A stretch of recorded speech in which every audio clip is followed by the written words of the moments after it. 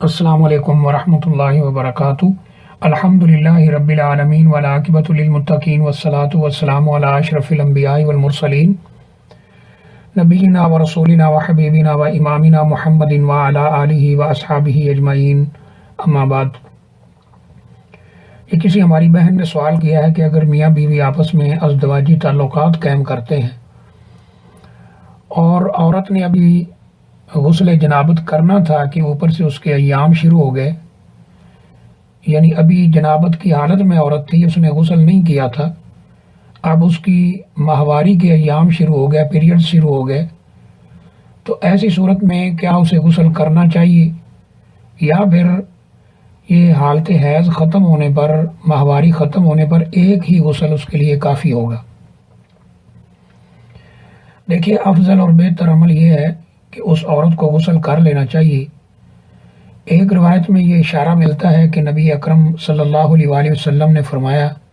کہ جو آدمی حالت جنابت میں ہو، فرشتے، رحمت کے فرشتے اس کے قریب نہیں آتے، اور اسی طرح وہ شخص جو عورتوں کی خاص خوشبو استعمال کرے، اس کے قریب بھی رحمت کے فرشتے نہیں آتے۔ تو اگرچہ اب اس کی جو حالت ہے اس میں نہ تو وہ نماز پڑھ سکتی ہے،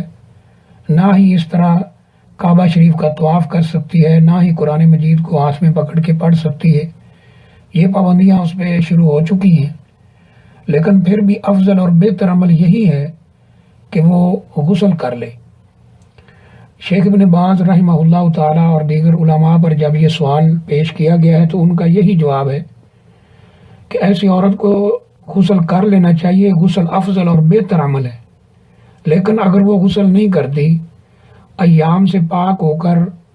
ایک ہی دفعہ یعنی غسل کرتی ہے، وہ جنابت کا بھی اور حیض کا بھی، تو اس میں بھی کوئی گناہ والی بات نہیں ہے، کیونکہ نہ ہی اس پہ نماز ہے اور نہ ہی اس طرح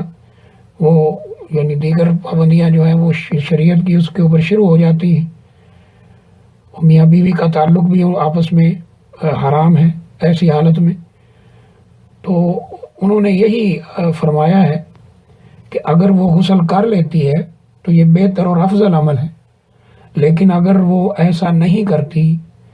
اور آخر میں یعنی جب اس کے ایام ختم ہوں تو ایک ہی غسل کر لیتی ہے تو یہ بھی اس کے لیے جائز ہے۔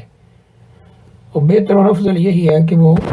غسل کر لے تاکہ وہ جنابت کی جو حالت ہے اس سے باہر نکل آئے۔